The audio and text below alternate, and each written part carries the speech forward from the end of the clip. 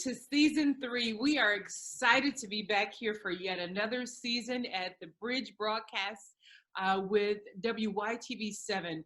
I tell you, these last 2 seasons have been an amazing experience where I've walked with you, my audience, through the process of spiritual transformation, your transformation in your soul. And you know, this season will carry a little bit over from the soul, but we'll always be talking about spiritual transformation.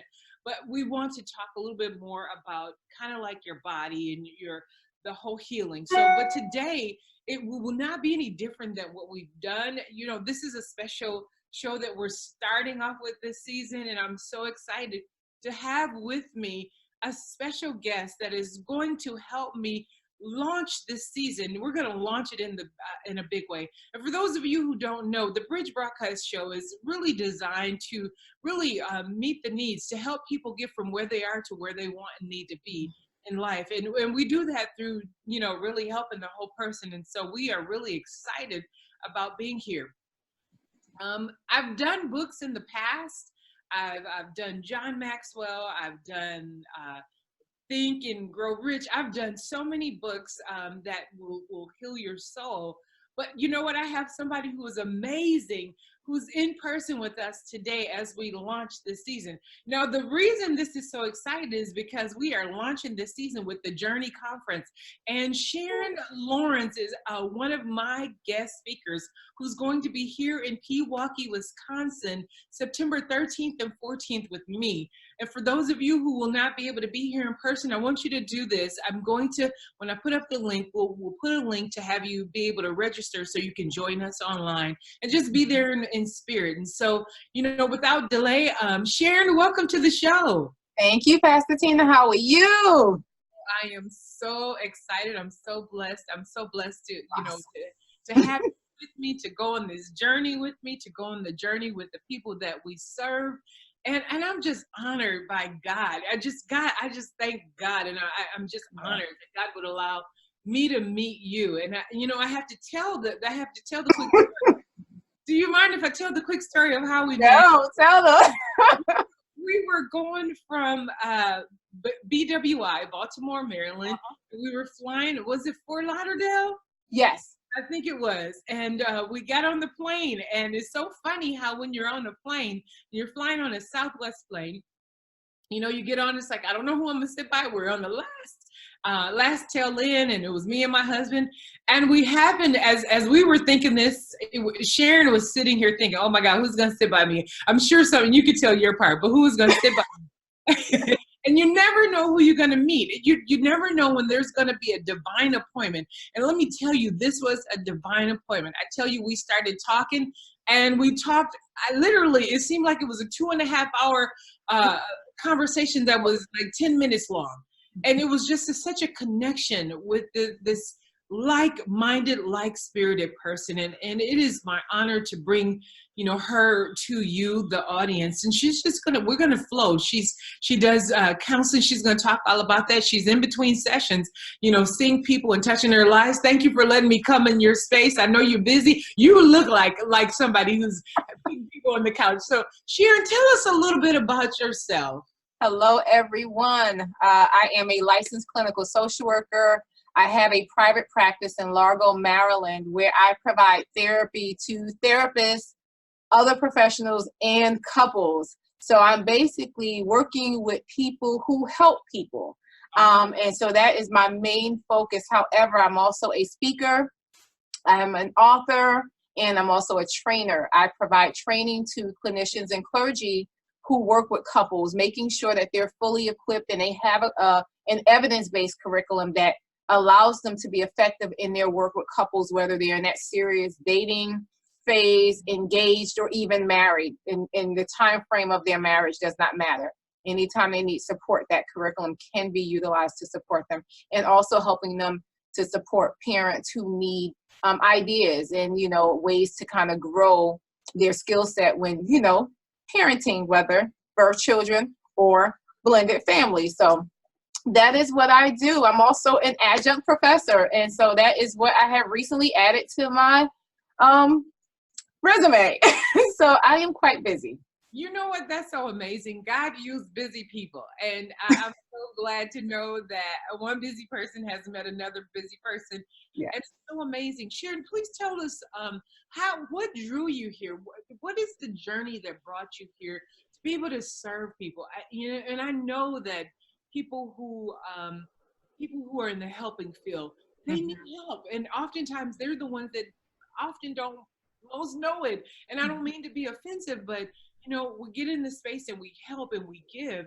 What brought you here to help this set of people? I mean, so it's interesting. I've been doing this work for now 19 years in the variety of capacities, whether in leadership, as a mobile therapist, working with developmental disabilities. I mean, the resume is really long, and I've been blessed to work in so many capacities. However, 9 years ago, I realized in working with people that there were people in the helping profession who were not taking care of themselves, where they were giving, but they actually were not following or they weren't committed to their ethical obligation to take care of themselves while doing this work. And so for 7 years, I'm going to say sat on it because I did. Was I thinking about it often? Yes. But the reality is that I sat on it thinking, okay, eventually it will happen. And about 2 years ago, I launched my private practice. And that was at the prompting of my husband after I attended a networking event and became so inspired. And he said, okay, it's time to do this work. And so for me, it was just another building block upon all the other things I had done, and making sure that I was ready to support the clinicians who needed that support. And what I found is that my phone does not stop ringing. I've been full for almost a year. And so when I get a little spot open, I'm like, okay, I can put this person in there, but then I'm saying, okay, I'm not taking any more people because there are clinicians who want help. So if you find a therapist who says they don't believe in therapy, I would be very concerned. I think that if you're doing this work, or if you're in any type of helping profession, you need to be taking care of yourself, especially even if it's from the preventative standpoint, to say, okay, I just want to make sure I'm okay. You don't have to go every week, but just doing a check-in is helpful for your emotional well-being. I mean, so we know it's all about that mind, body, and spirit. So if the mind is not right, everything else is not going to flow the way you want it to. So that is pretty much how I got here, understanding that there was a need. There's so many ways that I can go with this, but we have a limited amount of time that we can take with this. But I do want to, I'm going to go with both the ways. Talk to me about, you sat on something, and I want you to be able to connect to our audience who sit on stuff, and we'll talk a little bit about the conference, but who sit on stuff. What is your wisdom for those who sit on stuff that God has like divinely dropped within them? Talk to us about. So I can look at that from two different ways. There are some people who sit on things and it's just a thought, they do nothing with it. They have an idea, they say, okay, I want to do this one day, but they actually do no work. Whereas you have another group of people who say, I want to do this, and maybe it's not happening now. However, what you find is that they are always reading up on it.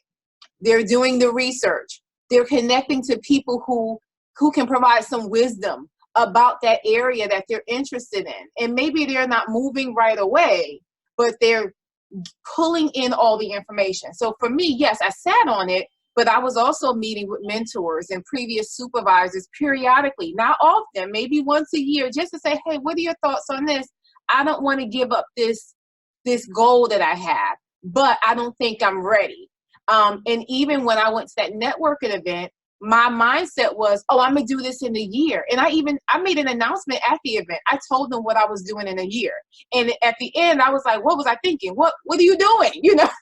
And my husband, when I got home, he said, sit down. And I was like, what did I say? He said, I've never seen you this excited. It's time. Wow.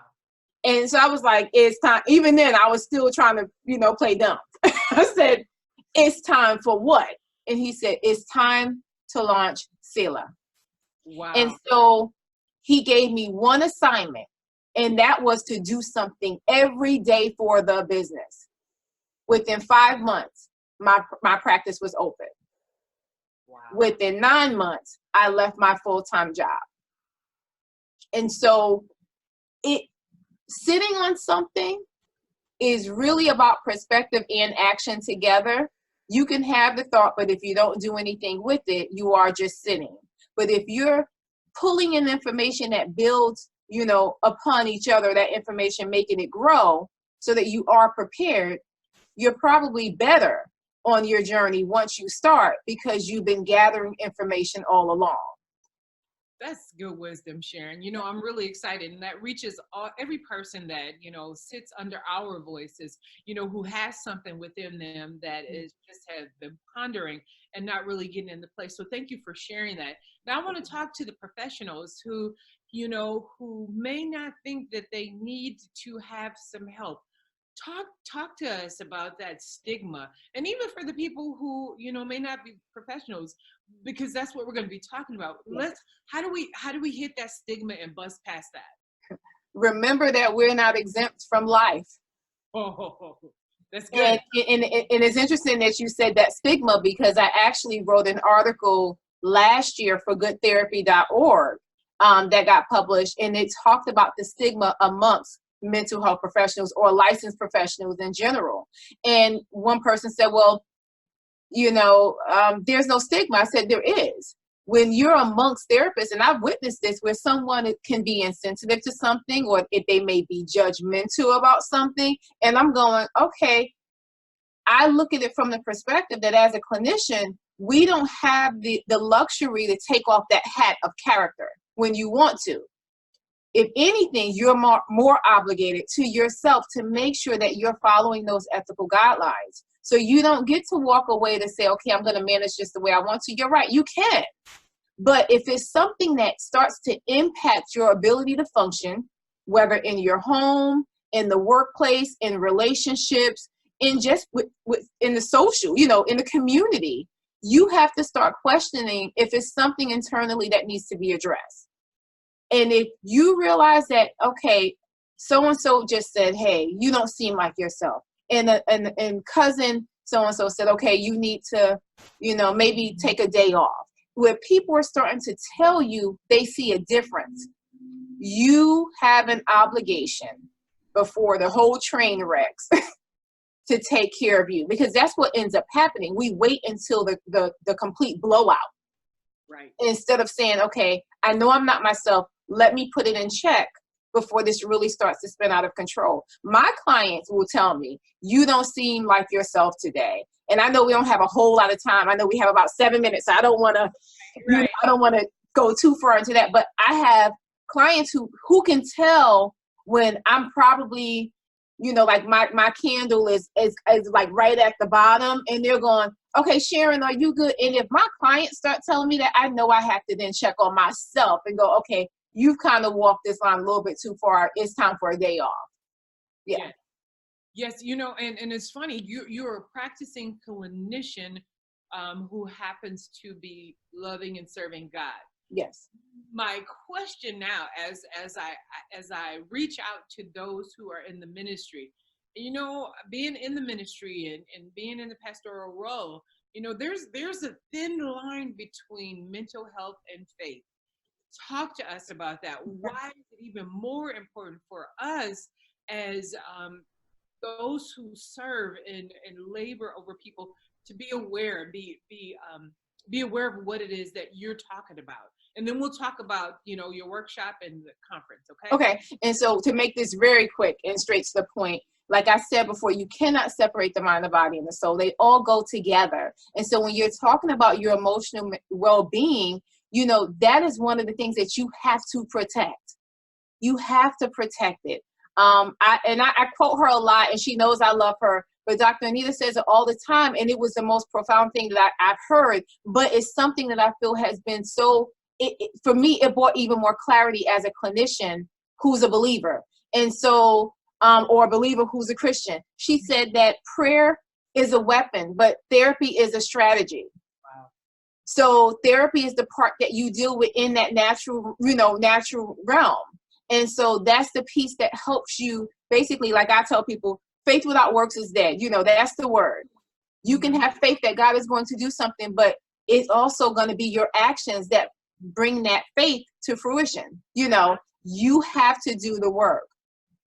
Wow. And so the other component of that is making sure that people understand, just like they would address a heart condition or they would address a foot condition, you know, or I even say this, if money was missing out of your bank account, where are you going to be Monday morning? At the bank in line an hour before they open to find out where your money went. So if you know emotionally something's not right, why would you not deal with that? There's a book called, and I'll hurry up, we got about 4 minutes, I'll hurry. So there's a book called The Body Keeps the Score. What you choose not to deal with, your body holds that information, and it's traumatic on the body. Wow. Talk about that for one quick second, because it's so critical. Yeah. And how that connects with physical ailments. Mm-hmm. Oh my God. Your body holds stress.